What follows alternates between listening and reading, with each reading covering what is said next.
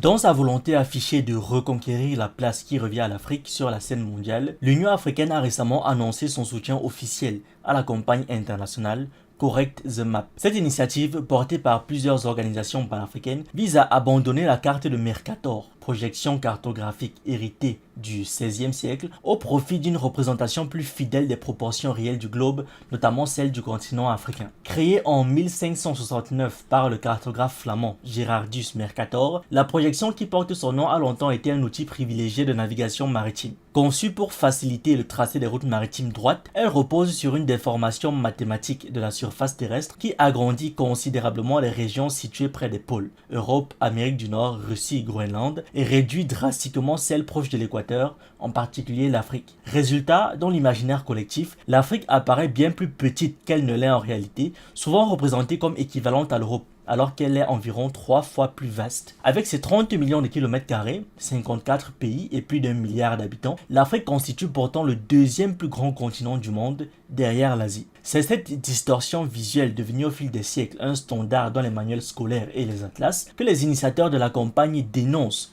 comme une forme de désinformation cartographique qui contribue à marginaliser l'Afrique dans les esprits. Pour y remédier, la campagne Correct the Map propose l'adoption de la projection Equal Earth, développée en 2018 par les cartographes Bojan Savric, Bernard Jenny et Tom Patterson. Contrairement à Mercator, Equal Earth préserve les surfaces réelles des continents et des pays, tout en offrant une vision plus harmonieuse et plus équitable de la planète. Cette projection se veut à la fois scientifique et symbolique. Elle restitue à l'Afrique sa véritable taille et sa centralité géographique, rompant ainsi avec des siècles de représentations biaisées qui ont influencé les perceptions, l'éducation et même certaines politiques internationales. Pour Selma Malika Haddadi, vice-présidente de la Commission de l'Union africaine, il ne s'agit pas simplement d'un débat technique sur la cartographie. La carte de Mercator n'est pas une simple carte. Elle nourrit l'illusion que l'Afrique est marginale alors que notre continent est un acteur central du monde. Ces stéréotypes ont façonné l'éducation, influencé les médias et conditionné les politiques internationales. Un constat partagé par les organisations à l'origine de la campagne. Moki Makura, directrice exécutive d'Africa No Filter,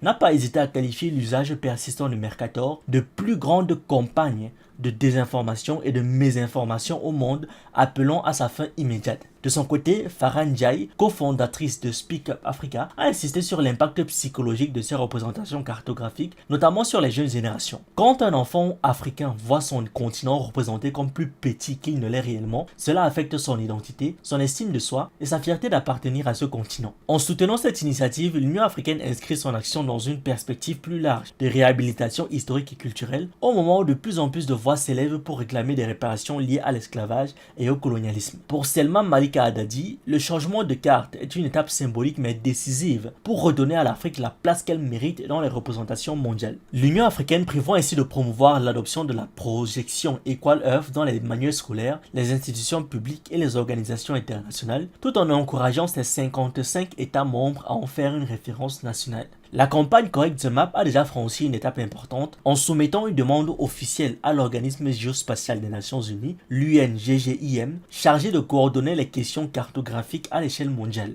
Le dossier doit être examiné par un comité d'experts avant une éventuelle validation. Si cette réforme venait à être adoptée par l'ONU, elle pourrait marquer un tournant majeur dans la manière dont le monde conçoit ses propres représentations spatiales. Plus qu'une simple question technique, c'est une bataille de perception et de reconnaissance, celle d'un continent longtemps marginalisé dans les cartes et les récits et qui entend désormais imposer son image réelle au reste du monde. Merci d'avoir regardé cette vidéo, n'oubliez pas de liker, de partager et de donner votre avis en commentaire. Vous pouvez aussi nous suivre sur nos différentes plateformes Facebook, YouTube, TikTok et surtout sur le réseau social africain Diba World, disponible sur Android et iOS. Pour ceux qui le souhaitent, vous pouvez aussi rejoindre notre communauté WhatsApp. Tous les liens utiles sont dans la description.